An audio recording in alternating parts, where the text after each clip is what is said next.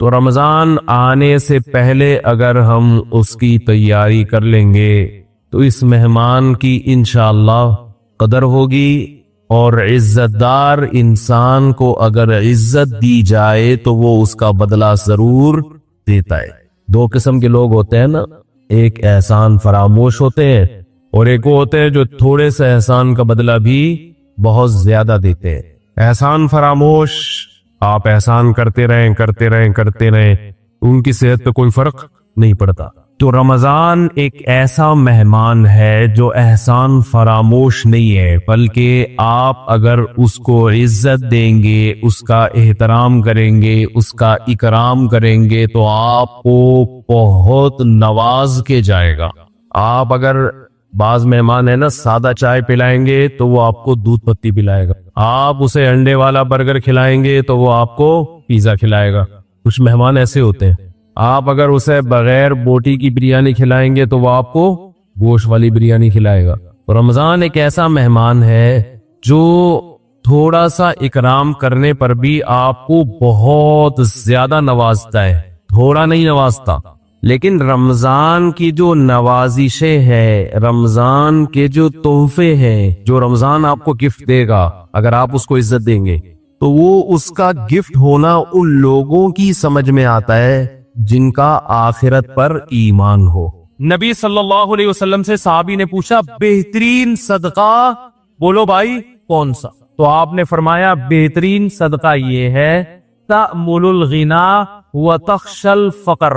کیا عجیب کہ تمہیں یہ امید ہو کہ اگر صدقہ ابھی نہیں کیا تو اس پیسے سے مزید پیسہ بنا لوں گا۔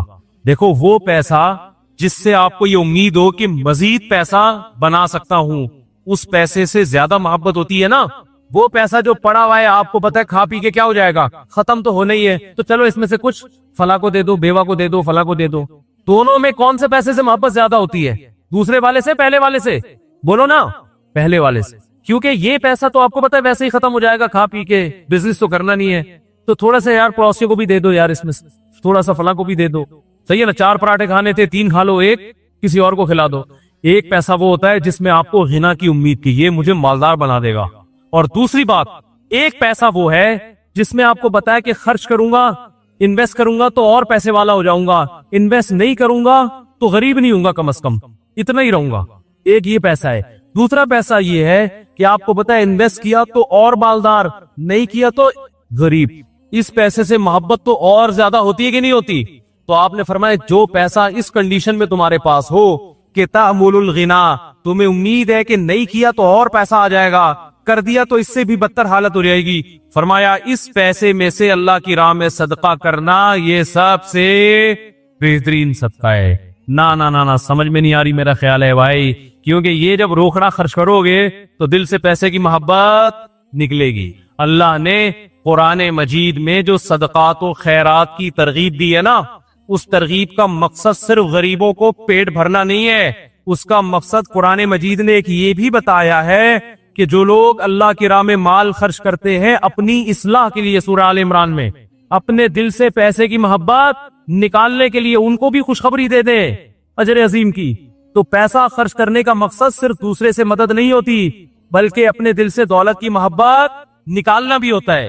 کیا کریں بھائی، کیسے سمجھائیں؟ سمجھ میں آ رہا ہے؟ اب دیکھیں، پتہ نہیں دیکھتے ہیں آپ لوگ اس ہفتے کتنے فنڈر بنتے ہیں، دیکھتے ہیں اب اس ہفتے آپ کی سخاوت۔ آواز میری صاف آ رہی ہے آپ لوگوں؟ اب دیکھتے ہیں کیا رپورٹیں آتی ہیں۔ آج جناب حاتم تائی قبر سے نکل کے کھڑا ہو گیا۔ مفتی صاحب کے بیان میں ایک صاحب آئے ہوئے تھے، 1 کروڑ کا چیک انہوں نے اپنے غریب بھائی کو دے دیا اور دکان بنا کے دے دی، چل یار تیرے پاس کچھ بھی نہیں ہے، ریڈی لگا رہا ہے، یہ طارق روڈ کی ایک دکان میں نے تیرے نام کی، جا کما۔ حاتم تائی خبر سے اٹھ کے آ جائے گا، کیا خیال ہے؟ تو دیکھتے ہیں انشاءاللہ، امید ہے اس مفتی اس قسم کی رپورٹیں آنا بولو بھائی شروع ہو جائیں۔ 1 کروڑ زیادہ ہو گئی میرا خیال ہے، زیادہ ہو گیا۔ ایسا نہ ہو کہ آپ خرچ کر کے پھر رونا نہ شروع کرتے ہیں۔ اگر رونے کا خطرہ ہے نا تو پھر نہ کریں۔ جتنا اللہ نے توکل دیا ہے اتنا کہ اللہ سے شکایت نہ ہو کہ اللہ ہم نے تو اتنا کیا اور تو ہمارے لیے کچھ بھی نہیں کر رہا، پھر یہ غلط ہے۔ وہ صدقہ جس کے بعد ندامت ہو اس سے بہتر ہے کہ نہ کرتا، تاکہ ندامت نیکی کر کے، اگر ندامت ہو رہی ہے تو اس نیکی سے نیکی نہ کرنا زیادہ بہتر۔ لیکن میرے بھائی کچھ سخاوت کا مظاہرہ کیا کرو، تاکہ دل سے دنیا کی محبت نکلے. اور اللہ کا عجیب قانون ہے کہ جو کھلاتا ہے آمدن میں برکت بھی اسی کی ہوتی. کتنا کھلاؤ گے نا غریب نہیں ہوتا. حدیث میں آتا ہے کہ نبی صلی اللہ علیہ وسلم نے فرمایا ما نقصت صدقۃ من مال، فرمایا صدقے نے کبھی کسی کے مال میں کمی نہیں کی ہے. کبھی ہوا ہی نہیں ایسا تاریخ میں کہ صدقہ کرنے سے غریب بن گیا ہو. آپ نے اس نیت سے نہیں کرنا کہ صدقہ کیا تو غریب نہیں بنوں گا، آپ نے تو اللہ کے لیے کرنا. تو دل سے میرے بھائی پیسے کی محبت کیا کرو، نکالو. اور جاہ کی محبت بھی ہر جگہ. جاہ کی ایک علامت پتہ ہے کیا ہے؟ زیادہ بولنا. جو آدمی ہر محفل میں بولتا ہے نا، اس کا مطلب ہے اس کو اپنی ٹانگ ہر جگہ اونچی کرنے کا شوق ہے. اس لیے صوفیہ کرام کے ہاں اس کا بڑا اہتمام. خاموشی سکھائی جاتی تھی. جب تک لوگ آپ سے کچھ سننا نہیں چاہ رہے آپ چپ کر کے محفل میں کیا کریں، بیٹھے. ایسا بھی ہم نے دیکھا ہے، محفل لگی ہوئی ہوتی ہے، علماء بیٹھے ہوئے ہیں، بڑے لوگ بیٹھے ہوئے، ایک درمیان میں ایک آدمی بار بار بولے جا رہا ہوتا ہے. وہ یہ شو کرنے کے لیے کہ میں بھی اس مجلس میں موجود. بھائی چپ کر کے بیٹھے رہو. جب بڑے بیٹھے ہوئے ہیں تو تمہیں بولنے کی کیا ضرورت ہے؟ اس لیے زیادہ بولنا، ہر محفل میں بولنا، بے وقت بولنا، کوئی آپ سے مشورہ لے نہیں رہا بلا وجہ اس کو جا کے مشورہ دینا، یہ بھی حب جاہ کی علامت ہے. اس کی علامت ہے آپ کے دل میں بڑا بننے کا ہوس ہے. جب پوچھا جائے، دیکھو ہمارے یہاں نا ڈاکٹروں کا ایک گروپ ہے، یہ تو ہر فیلڈ میں ہوتے ہیں نا، ہر فیلڈ میں ڈاکٹروں کا ایک پینل ہے. آپ نے کوئی مشورہ لینا ہے تو جو سینئر جو ڈاکٹر ہوتے ہیں نا وہ سینئر کو بولنے دیتے ہیں. بھئی یہ سینئر ہے، ان کو بولنے دو. اگر وہاں کوئی جونیئر پہلے بول رہا ہے سینئر سے پہلے، بے شک صحیح بول رہا ہو، اس کا مطلب اس کو بولو نا شوق ہے. بھائی جب سب بیٹھے ہوئے ہیں تو سینئر کو پہلے بولنے دو نا. اس کی بات پہ کوئی اشکال ہوگا تو پھر آپ یا آپ سے پوچھا جائے گا تو آپ بھی. ہمارے ہاں علماء میں کیا ہوتا ہے، جب مجلس تحقیق ہوتی ہے نا علماء کی تو ہم بالکل چپ بیٹھے ہوتے. ایک ایک گھنٹے کی مجلس میں ہم کیا ہوتے ہیں، چپ. بڑے بول رہے ہوتے ہیں. بڑا جب کہتا ہے نا کہ ہاں جی آپ بھی کچھ فرمائیے، کچھ آپ بھی لکھ کے لائے ہیں، تو وہ جب کہتے ہیں تو پھر ہم کیا کرتے ہیں، پڑھنا شروع کرتے ہیں. جی یہ لکھا ہے کتاب میں، فلاں کتاب کا یہ حوالہ. لیکن جو اناڑی لوگ ہم نے دیکھے ہیں نا، جن کو تربیت نہیں ہوتی، وہ کیا ہوتا ہے کہ بڑا بیٹھا ہوا ہے اور چھوٹا پہلے بول رہا اور پھر بولتا بھی نہیں، لڑتا ہے، پھر اپنی بات کو کیا کرتا ہے، منواتا ہے، ٹھوستا ہے. صحیح ہے نا؟ ذرا گھروں میں بھی یہی ہے. باپ بیٹھا ہوا ہے، بول کون رہا ہے، بیٹا زیادہ بول رہا ہے، باپ چپ بیٹھا ہوا ہے. اس کا مطلب بیٹے کو باپ بننے کا شوق ہے. یہ اللہ کی تقدیر پر اس کو اعتراض ہے کہ اللہ پہلے مجھے پیدا ہونا تھا، میرے ابا پہلے پیدا کیوں ہو گئے. مجلس لگی ہوئی ہے، ماں خاموش ہے، اس کے بولے بغیر بیٹی کیا کر رہی ہے، بولتی چلی آ رہی ہے.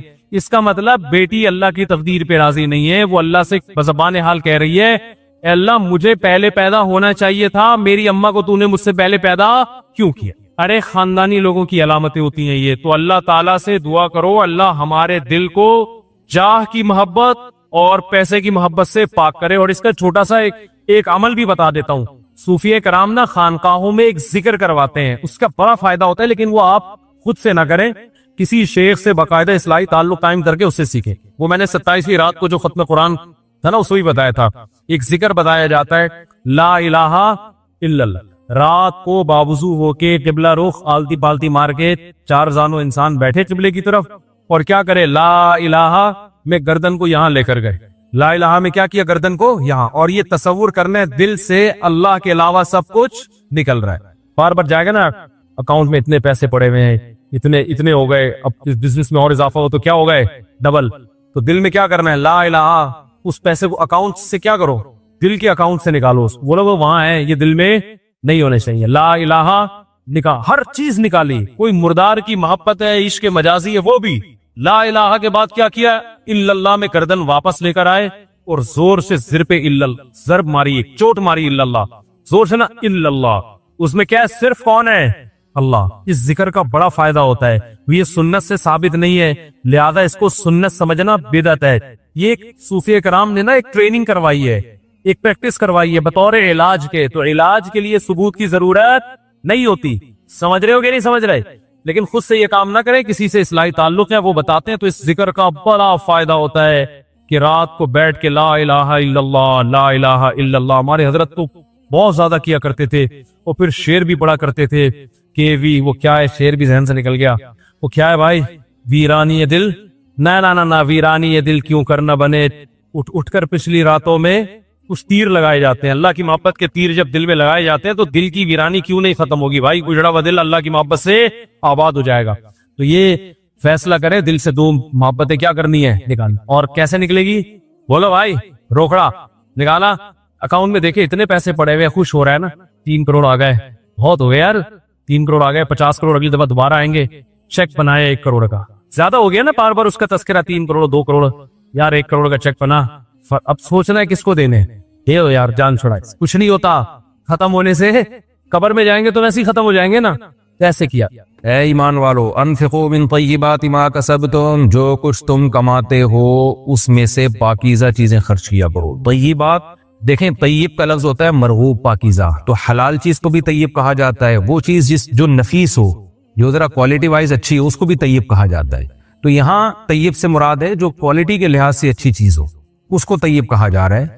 क्योंकि बाज लोग ये करते थे, आयत का शान नुज़ूल बताता है ना कि इससे क्या मुराद है। बाज लोग क्या करते थे, जब इस्लाम ने सदक़ात और खैरात की बहुत तरगीब दी, तो बाज लोग क्या करते थे, ज़कात में और उशर में और या वैसे सदक़े में जो सबसे घर में थकी हुई चीज पड़ी हुई होती थी ना, ये वैसे ही बेकार है, किसी के काम की नहीं है, तो वो लाके सदका कर दिया करते थे। इस पे कुरान की आयत नाजिल हुई, क्या ईमान वालो, जो कुछ तुम कमाते हो ना, कारोबार करते हो, उसमें से पाकीज़ा चीज यानी नफीस चीज खर्च किया करो, और वमिम्मा अखरजना लकुम मिनल अर्द, और जो हम जमीन से तुम्हारे लिए पैदावार उगाते हैं उसमें से भी खर्च किया करो।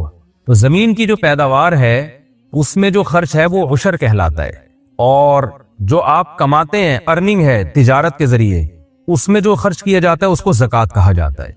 तो इस आयत में ज़कात का भी हुक्म दिया जा रहा है और इस आयत में उशर का भी हुक्म दिया जा रहा है। ज़कात के हकाम तो तफसील से मैं बता चुका हूँ, मेरे इस पे क्लिप हैं, उलमा भी बताते रहते हैं, वो मैं यहाँ जाऊंगा उसकी तफसील में तो बहुत लंबी बात हो जाएगी। तो आप जो कुछ भी अर्निंग आपकी हो रही है उसमें से खर्च करना चाहिए। और बाज़ उलमा ये भी कहते हैं इसमें कोई स्पेसिफिक ज़कात या उशर का तस्करा नहीं है, बल्कि इसमें नफली सदका भी दाखिल है। यानी एक तरगीब दी जा रही है कि ईमान वालों, जो कुछ भी कमाते हो ना, चाहे तुम्हारी जॉब हो, तुम्हारी सैलरी हो, तो अल्लाह की राह में भी उसमें से खर्च किया करो। एक तरगीबी हुक्म है। अगर हम इससे ज़कात मुराद लेते हैं तो फिर वाजिब हुक्म है, अगर हम ज़कात मुराद नहीं लेते तो फिर तरगीबी हुक्म है। लेकिन हुक्म का हासिल ये है कि जो कुछ तुम कमा, यानी खर्च किस में से करना है और क्या करना है, ये 2 बातें बताई जा रही हैं। किस में से करना है, जो कुछ कमा रहे हो उसमें से, इसलिए कि शैतान ये दिल में डाल सकता है कि भाई कुछ पैसे तो इंसान को गरीबी में मिल जाते हैं, कहीं से हदिया आ गया, अब्बा का इंतकाल हुआ तो विरासत मिल गई, तो उसमें से खर्च करना आसान होता है क्योंकि उसमें खून पसीना नहीं लगा होता। तो अल्लाह फरमाते हैं ना ना ना ना ना, इसमें से तो करना है जिस माल पे खून पसीना लगा है ना, जो मेहनत से कमाया है, चाहे जॉब के जरिए चाहे बिजनेस के जरिए, उसमें से भी खर्च करना पड़ेगा तुमको। यानी अगर तुम चाहते हो अल्लाह की कामिल रिजा, उसमें से भी खर्च करना पड़ेगा। और जो जमीन से पैदावार उगती है तो वो हमने उगाई है, वो तुमने नहीं उगाई है। मिम्मा अखरजना लकुम, जो हमने तुम्हारे लिए जमीन से उगाई है उसमें से भी तुम्हें खर्च करना चाहिए। और उसमें ये तो ये बता दिया किन चीजों में से। दूसरी बात की करना क्या है, पाकीज़ा माल, वो ऐसा माल जिसकी तरफ तबीयत माइल होती है। ऐसा ना हो कि 3 दिन का घर में सड़ा हुआ खाना जो खुद अब खाने का दिल नहीं चाह रहा, तो आपने कहा चूंकि मैं हर महीने मेरा सदक़े का मामूल है तो यही वाली दाल उठा के फकीर को पकड़ा दो। तो अल्लाह फरमाते हैं ऐसा ना किया करो। क्यों? वला तयम्मुमुल खबीसा मिन्हु, खबीस चीज जिसकी तरफ इंसान की तबीयत माइल नहीं होती, तो इस माल में से उस खबीस का इरादा मत किया करो। खबीस का इरादा कि भाई मैं ज़कात में, यही जैसे जानवरों की आप ज़कात निकाल रहे हैं तो उसमें जो सबसे मरियल बकरी थी वो आपने ज़कात में दे दी। आप अल्लाह के नाम पे जानवर कुर्बान करना चाह रहे हैं तो सबसे सड़ियल और मरा हुआ जानवर जो अभी किसी काम का नहीं था वो उठा के आपने ज़बह कर दिया। इसी तरह आप जो है ना वो अपनी बिजनेस में से या अपनी जॉब में से जो सैलरी आ रही है उसमें आपने बहुत सारी चीजें खरीदी, तो अब जब सदका करना चाह रहे हैं तो उसमें आपके वो कपड़े जो बिल्कुल किसी काम के नहीं है, फटे पुराने कपड़े पेबंद लगे हुए, वो उठा के आपने सदका कर दी और ये समझ रहे हैं आपके माशाल्लाह मैं भी अब सदका तो खैरात करने लगा हूं। तो अल्लाह फरमाते हैं ऐसा मत किया करो। तुम फिकूना, ये वो माल है जिसको तुम खर्च कर रहे हो, वलस्तुम बिआखिज़ीही इल्ला अन तुग़मिज़ू फीही, अगर कोई और तुम्हें ये माल देता तो तुम खुद इसको वसूल कभी ना करते, इल्ला ये कि चशम पोशी से काम लेते। यानी फकीर के लिए वही पसंद करो जो अपने लिए पसंद करते हो, अपने लिए खुशी से ऐसे माल को कबूल नहीं करोगे। हाँ, इग्नोर करते हुए कबूल कर लो तो एक अलग बात है, खुशी से तुम ये नहीं चाहोगे कि मुझे कोई ऐसी चीज हदिये में दे या सदका दे। तो जो अपने लिए पसंद करते हो वही किसी दूसरे के लिए पसंद करो, ये इस आयत की तफसीर है। अच्छा, इसमें यह खूब समझ लें, ये जो कुरान ने कहा है ना वला तयम्ममुल खबीसा मिन्हु, कि इसमें खबीस चीज का इरादा मत करो, इसमें साफ बता दिया कि बाकायदा बेकार चीज इरादा करके सदका करना ये बुरी बात है। इसमें 2 हालतें मुस्तस्ना है, 2 सूरतों में खबीस चीज भी सदका की जा सकती है। ایک صورت تو یہ کہ آپ کے پاس نفیس مال ہے ہی نہیں، آپ خود غریب ہیں، آپ کے پاس جو کچھ پڑا ہوا ہے وہ ہے ہی لو کوالٹی کا، آپ خود غریب ہیں اور آپ صدقہ کرنا چاہ رہے ہیں، تو ایسی مجبوری میں اگر آپ خبیث چیز بھی صدقہ کر دیں گے تو کوئی گناہ نہیں ہوگا۔ جیسے حدیث میں آتا ہے اتقوا النار ولو بشق تمرۃ، اگر تمہارے پاس ایک کھجور ہے اور تم جہنم کی آگ سے بچنا چاہتے ہو صدقہ کر کے تو کوئی بات نہیں، اسی میں سے اتنا سا ٹکڑا توڑ کے کسی غریب کو دے دے۔ اب وہ اتنا سا ٹکڑا کیا غریب کے کام آئے گا، لیکن تمہاری استطاعت اتنی ہے تو پھر ٹھیک ہے۔ تو اگر کوئی کم تر چیز، لو کوالٹی کی چیز صدقہ کر رہا ہے اس لیے کہ ہائی کوالٹی کی چیز صدقہ کرنے کی اس بیچارے میں طاقت ہی نہیں ہے، تو پھر اس میں کوئی گناہ نہیں ہے۔ ایک بات ہو گئی۔ دوسری بات یہ ہو گئی کہ جو لوگ بھی صدقات و خیرات کرتے ہیں وہ معمول تو ان کا یہی ہوگا کہ ایک بہت لو کوالٹی کی چیز صدقہ نہ کیا کریں، لیکن اگر کوئی چیز گھر میں لو کوالٹی کی پڑی ہوئی ہے اور وہ ضائع ہو رہی ہے تو اب یہاں صدقہ کرنے کا مقصد اس کو ضائع کرنے سے بچانا ہے تو بھی یہ جائز ہے۔ مثال کے طور پر کھانے ہی کی مثال لے لیں، آپ کی عادت ہے غریبوں کو کھانا کھلانے کی، آپ اچھا کھانا کھلاتے ہیں، دیگے بنواتے ہیں، ان کو کھلاتے ہیں، پیٹ بھر کے غریب کھاتے ہیں، اللہ نے آپ کو استطاعت دی ہے۔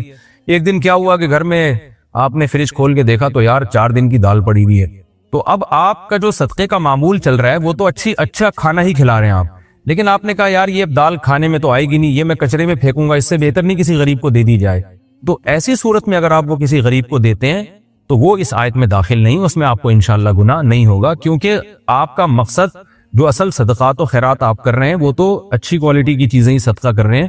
یہ آپ اس لیے صدقہ کر رہے ہیں کہ اس میں صدقہ مقصد نہیں ہے، بلکہ اس میں مقصد ہے کسی چیز کو ضائع ہونے سے بچایا جائے۔ صدقہ ایک ضمن میں ہو رہا ہے کہ ضائع ہونے سے نہیں کھائیں گے تو خراب ہو جائے گی یا کچرے میں پھینکنا پڑے گی، تو اس سے بہتر ہے بھائی کسی کے کام آ جائے۔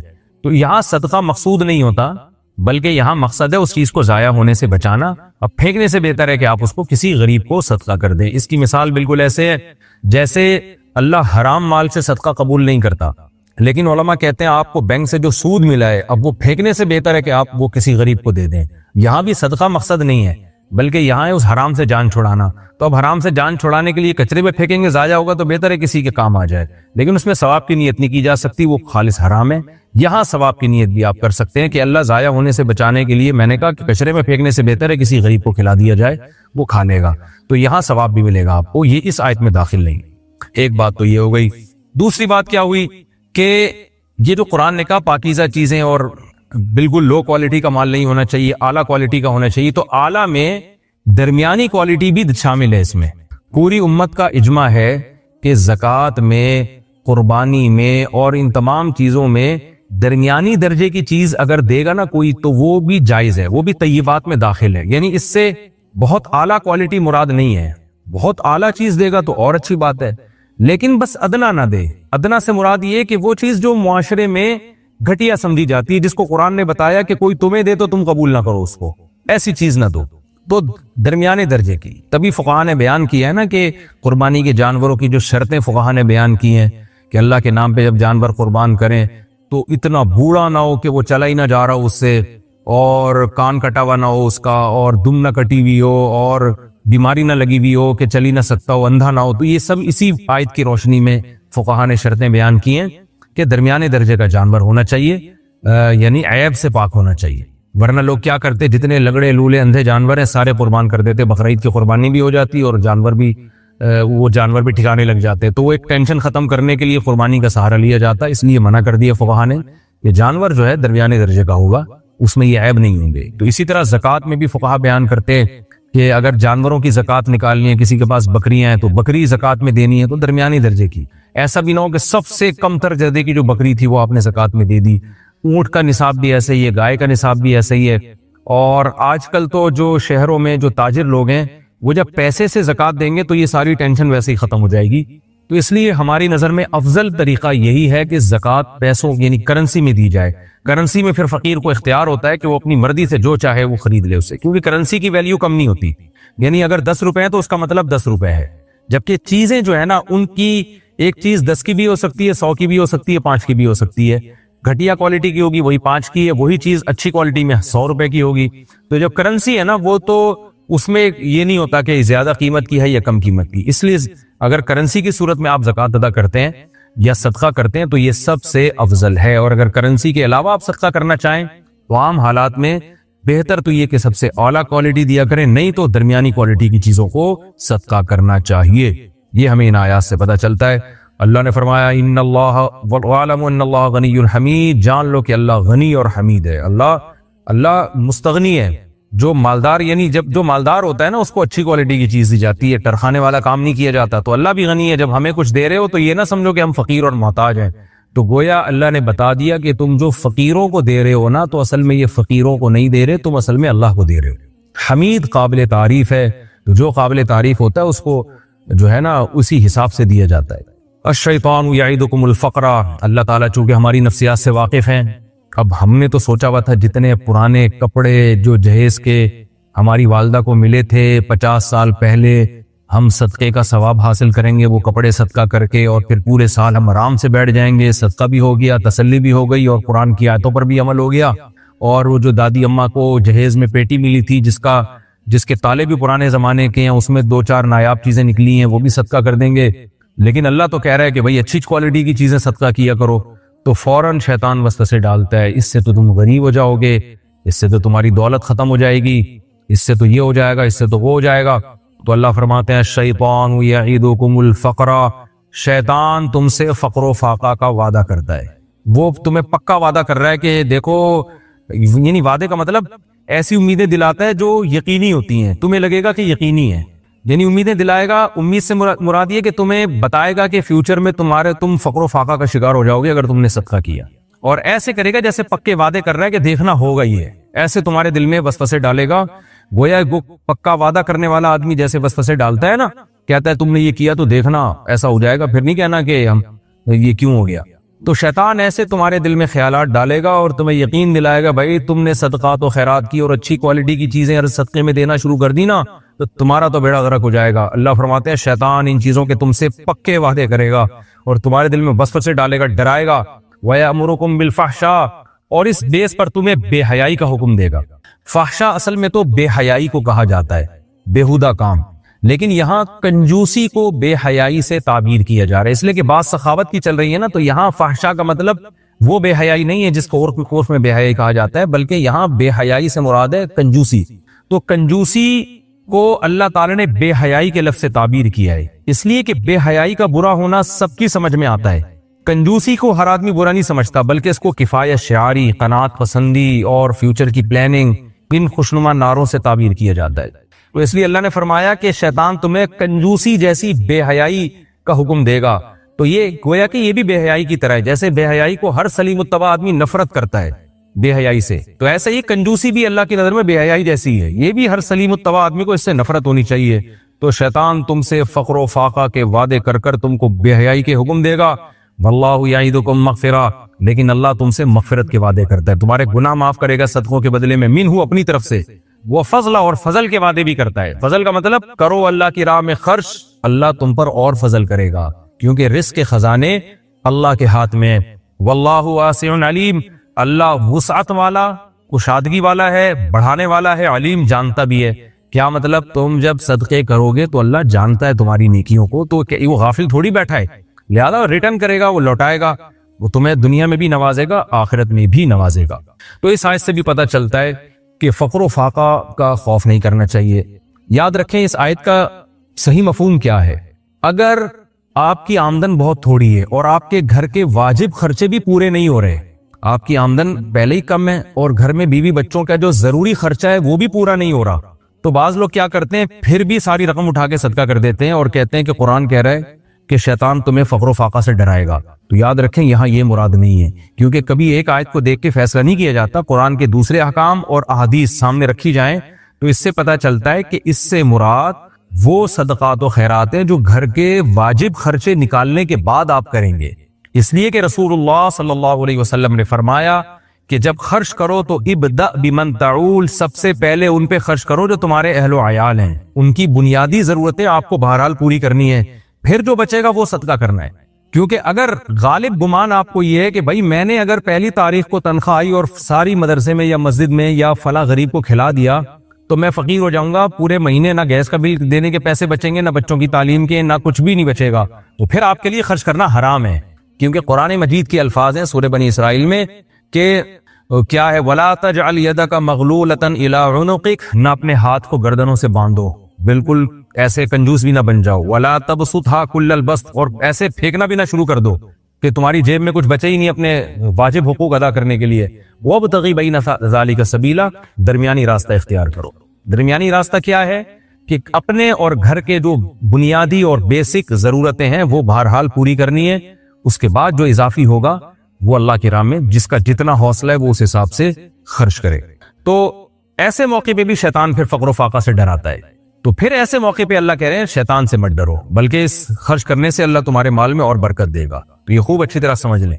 تو اور آج ایسا ہی ہو رہا ہے، ہم جو ہے نا واجب خرچے تو بہت تھوڑے ہوتے ہیں، اس کے بعد تو بھی عیاشیوں میں سارا پیسہ لگ رہا ہے، خرچ تو کرنے کی توفیق ہم لوگوں کو نہیں ملتی ہے، اور وجہ اس کی یہی ہے کہ انویسٹمنٹ میں لگے رہتے ہیں اور شیطان ڈراتا رہتا ہے، بھائی یہ بھی بنا لو، یہ بھی بنا لو، کل روپیہ بچائیے، کل کام آئے گا، لکھا ہوتا ہے نا بینکوں کے باہر، تو بس بچاؤ بچاؤ بچاؤ اسی فکر میں لگے ہوئے۔ اللہ کہہ رہے ہیں خرچ کرو خرچ کرو خرچ کرو، اللہ دے گا تمہیں انشاءاللہ۔ واللہ واسع علیم، اللہ کشادگی والا ہے اور علم والا ہے، یعنی اللہ سے فقر و فاقہ کا خوف مت کرو۔ اسی کو حدیث میں فرمایا انفق یا بلال ولا تخش من ذی العرش اقلال، آپ نے حضرت بلال رضی اللہ عنہ سے فرمایا، حالانکہ وہ تو غریب تھے، فرمایا بلال خرچ کر اور عرش والے سے فقر و فاقہ کا خوف مت کر، لیکن یہ اس تفصیل کے مطابق ہے جو میں نے ابھی آپ کو بتائی۔ فرمایا یؤتی الحکمت من یشاء، جس کو چاہتا ہے اللہ حکمت عطا کرتا ہے، یعنی دین کی سمجھ بوجھ، صحیح اور غلط کا میں فرق کرنے کی تمیز اللہ عطا کر دیتا ہے۔ اس کا فائدہ کیا ہوتا ہے کہ وہ فیصلہ کرتا ہے پھر کہ خرچ کرنا ہے یا نہیں کرنا۔ جس کو حکمت نہیں ملتی وہ کیلکولیٹر لے کے بیٹھا رہتا ہے کہ خرچ کروں گا تو پیسے ختم ہو جائیں گے، کم ہو جائیں گے، فقیر بن جاؤں گا۔ اور جس کو حکمت ملی ہے وہ جانتا ہے کہ رزق کے خزانے اللہ کے ہاتھ میں ہیں، اور جو شریعت نے جہاں واجب خرچے کیے ہیں وہ تو پہلے کروں گا، جو اضافی ہے وہ اللہ کی راہ میں لگاؤں گا میں، تو اس سے اللہ اور عطا فرمائے گا۔ تو اللہ فرماتے ہیں جس کو چاہتا ہے اللہ سمجھ بوجھ عطا کرتا ہے۔ اور یاد رکھو من یؤت الحکمت، جس کو حکمت عطا کی گئی ہے فقد اوتی خیرا کثیرا، اسے بے پناہ خیر اللہ نے دے دی ہے۔ تو اللہ سے حکمت کی دعا مانگنی چاہیے، اور حکمت صحیح اور غلط میں تمییز کرنے کی صلاحیت پیدا ہو جانا، یہ بہت بڑی اللہ کی نعمت ہے۔ دنیا کا سب سے بڑا مسئلہ یہی ہے، وما یذکر الا اولو الالباب، اور اللہ فرماتے ہیں نصیحت صرف عقل والے ہی حاصل کرتے ہیں، احمقوں کو نصیحتیں حاصل نہیں ہوتی۔ وما انفقتم من نفقۃ او نذرتم من نذر فإن اللہ یعلم، اللہ دوبارہ ترغیب دے رہے ہیں کہ تم کوئی بھی خرچ کرو گے نا نفقہ، اور کوئی بھی منت مانو گے، منت بھی ایسے ہوتی ہے، ایک تو ہوتا ہے نا انفاق ویسے ہی خرچ کرنا، اور ایک ہوتی ہے منت۔ منت کا مطلب اگر اللہ نے میرا فلاں کام کر دیا تو میں اللہ کی راہ میں اتنے پیسے صدقہ کروں گا، تو یہ بھی ایک منت ہے۔ تو اللہ فرماتے ہیں یہ بھی اگر تم مانتے ہو تو اللہ اسے جانتا ہے، اس پہ بھی تمہیں ثواب دے گا۔ تو منت کا حکم یہی ہے کہ اگر آپ نے مشروط منت مانی تھی کہ اگر اللہ نے یہ کیا تو میں یہ اتنے پیسے خرچ کروں گا، تو وہ منت پوری کرنا واجب ہے، اور یہ بہت سخت حکم ہے شریعت کا۔ اس میں بعض دفعہ لوگ ایسی منتیں مان لیتے ہیں کہ میں اپنی پورا مال صدقہ کروں گا، تو پھر پورا مال صدقہ کرنا ان پہ واجب ہو جاتا ہے سوائے اپنے کھانے پینے کے پیسے۔ اس لیے منت ماننے سے پہلے سوچنا چاہیے، اور منت زبان سے ہوتی ہے، دل میں نیت سے نہیں ہوتی۔ تو منت نمازوں کی بھی ہوتی ہے، حج کی بھی ہوتی ہے، جو بھی عبادات ہیں ان کی منت جو ہے نا مانی جاتی ہے، پوری کرنا واجب ہے۔ البتہ جو کام عبادت میں نہیں ہے، براہ راست یعنی عبادت مقصودہ میں نہیں ہے، اس کی منت منعقد نہیں ہوتی۔ جیسے کوئی کہے کہ میرا اگر یہ کام ہو گیا تو میں تبلیغ میں 40 دن لگاؤں گا، یا میں اتنے پارے تلاوت کروں گا، تو اس منت کا پورا کرنا واجب نہیں ہے، کیونکہ تلاوت ثواب کا کام تو ہے لیکن براہ راست عبادت نہیں ہے۔ تبلیغ میں وقت لگانا ثواب کا کام تو ہے لیکن براہ راست عبادت نہیں ہے، بلکہ عبادت کا ایک ذریعہ ہے۔ تو ہر ثواب کا کام منت میں پورا نہیں۔ اس کی مثال ایسے ہے جیسے آپ کہیں کہ میرا فلاں کام ہو گیا تو میں ابا سے اخلاق سے بات کروں گا، تو یہ منت ابا سے تو اخلاق سے ویسے ہی بات کرنا واجب ہے، لیکن یہ منت کی وجہ سے آپ پر واجب نہیں ہوگی، کیونکہ یہ براہ راست عبادت نہیں ہے، بلکہ ایک شریعت کا حکم ہے آپس کے معاملات میں کہ ایک دوسرے سے اچھا سلوک کرو۔ تو عبادات میں جیسے حج ہے، روزہ ہے، زکوٰۃ ہے، صدقہ ہے، ان چیزوں کی منتیں پوری واجب کرنا لازم ہوتا ہے، بشرطے کہ زبان سے منت مانی۔